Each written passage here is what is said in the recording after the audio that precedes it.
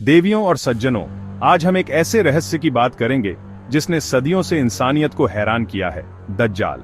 ये नाम डर और चेतावनी दोनों है। एक ऐसी परीक्षा का प्रतीक जो कयामत से पहले आएगी। इस्लामी मान्यताओं में दज्जाल को सबसे बड़ा फितना कहा गया है। एक ऐसा धोखा जिसे पहचानना आसान नहीं होगा। पैगंबर मोहम्मद सल्लल्लाहु अलैहि वसल्लम ने अपनी उम्मत को दज्जाल के बारे में आगाह किया ताकि लोग तैयार रहें। सवाल ये है, दज्जाल है कौन, उसका मकसद क्या है और हम उसे कैसे पहचानेंगे? इन सवालों के जवाब इस्लामी ग्रंथों में गहराई से मिलते हैं। दज्जाल का जिक्र डराने के लिए नहीं, बल्कि हमें ईमान, ज्ञान और भरोसे की अहमियत समझाने के लिए है। तो चलिए इस रहस्य की परतें खोलते हैं और जानते हैं कि दज्जाल का फितना असल में क्या है। क्या आप तैयार हैं इस सफर के लिए? ये कहानी सिर्फ एक किस्सा नहीं, बल्कि एक चेतावनी है, एक गाइड जो हमें आने वाले तूफान से पहले रास्ता दिखाती है। तो आइए इस रहस्य की शुरुआत करते हैं। चलिए शुरू करते हैं। सबसे अहम सवाल, दज्जाल कौन है और उसकी पहचान क्या होगी? हदीसों के मुताबिक दज्जाल एक इंसान होगा, नौजवान, ताकतवर, लेकिन उसकी एक आंख खराब होगी। एक उभरे हुए अंगूर जैसी उसकी सबसे बड़ी पहचान, माथे पर अरबी में काफिर लिखा होगा, जिसे हर सच्चा मोमिन पढ़ सकेगा, चाहे अनपढ़ ही क्यों ना हो। उसकी औलाद नहीं होगी और उसकी चाल ढाल में भी अजीब तेजी होगी। वो दुनिया भर में बहुत तेजी से घूमेगा। ये तीन मुख्य संकेत, कानी आंख, माथे पर काफिर और औलाद का न होना, दज्जाल की पहचान को साफ कर देते हैं। अल्लाह ने हमें इन निशानियों के जरिए अंधेरे में नहीं छोड़ा, बल्कि एक साफ चेतावनी दी है।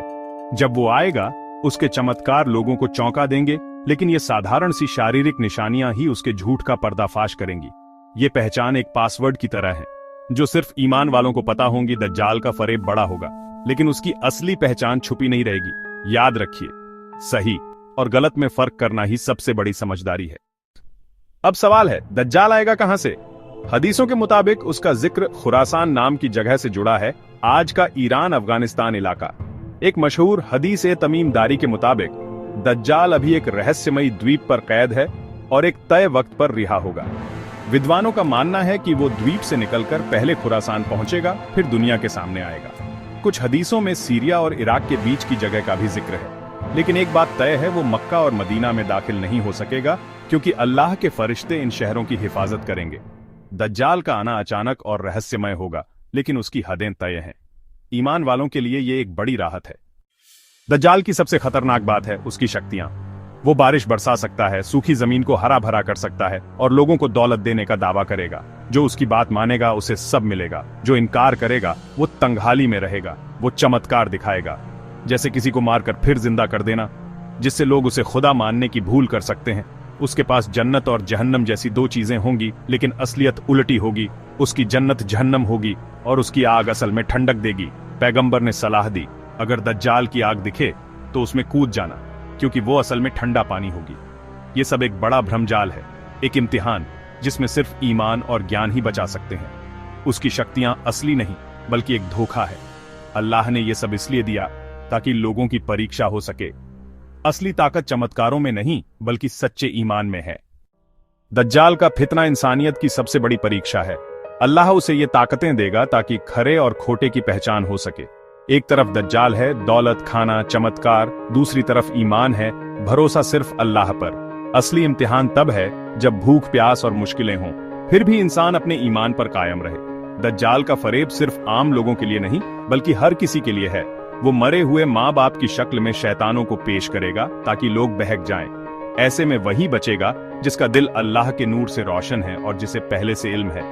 दज्जाल को एक दुश्मन नहीं, बल्कि एक कसौटी समझिए, जो हमारे ईमान की सच्चाई को उजागर करेगा। ये परीक्षा सिखाती है कि असली हकीकत आंखों से नहीं, दिल और इल्म से पहचानी जाती है। भरोसा सिर्फ अल्लाह पर रखना ही सबसे बड़ी जीत है। यही है दज्जाल के फितने का असली सबक। अब सवाल, दज्जाल के फितने से बचने का तरीका क्या है? सबसे बड़ा हथियार है सूरह अल कहफ। जो इसे जुमे के दिन पढ़ेगा वो फितनों से महफूज रहेगा। हदीस में है, सूरह अल कहफ की शुरुआती या आखिरी 10 आयतें याद कर लो। ये एक रूहानी ढाल है। पैगंबर मोहम्मद सल्लल्लाहु अलैहि वसल्लम हर नमाज के बाद दज्जाल के फितने से अल्लाह की पनाह मांगते थे। हमें भी यही करना चाहिए। जब दज्जाल के आने की खबर मिले तो उससे दूर रहना चाहिए। उसका फरेब इतना बड़ा होगा कि बड़े से बड़ा ईमान वाला भी बहक सकता है। मक्का और मदीना की तरफ जाने की सलाह दी गई है क्योंकि दज्जाल वहां नहीं जा सकेगा। सबसे अहम, अपने ईमान को मजबूत करें, अल्लाह से रिश्ता पक्का करें और दीनी इल्म हासिल करें। ज्ञान, दुआ और सतर्कता, यही सबसे बड़ा बचाव है।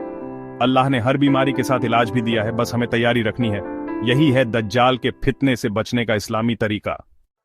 जब दज्जाल का फितना चरम पर होगा तब अल्लाह की मदद हजरत ईसा अलैहिस्सलाम की वापसी के रूप में आएगी। इस्लामी मान्यता के अनुसार हजरत ईसा को सूली नहीं दी गई थी, वो आसमान पर उठा लिए गए थे और क़यामत से पहले लौटेंगे। हदीसों के मुताबिक वो दमिश्क में एक सफेद मीनार पर उतरेंगे और उनकी मौजूदगी ही दज्जाल के फरेब को खत्म कर देगी। दज्जाल उन्हें देखकर पिघलने लगेगा और हजरत ईसा उसे लुद के दरवाजे पर खत्म कर देंगे।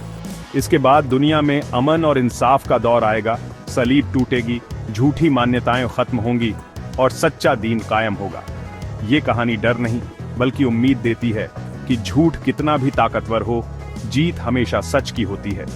अल्लाह अपने मानने वालों को कभी अकेला नहीं छोड़ता। दज्जाल का फितना एक अंधेरी रात है और हजरत ईसा की वापसी उस सुबह की तरह है जो अंधेरे को चीर देती है। ये हमें सब्र, उम्मीद और अल्लाह पर भरोसे का सबक देती है।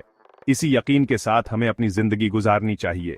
सच्चा ईमान ही सबसे बड़ी ताकत है। बहुत बहुत धन्यवाद।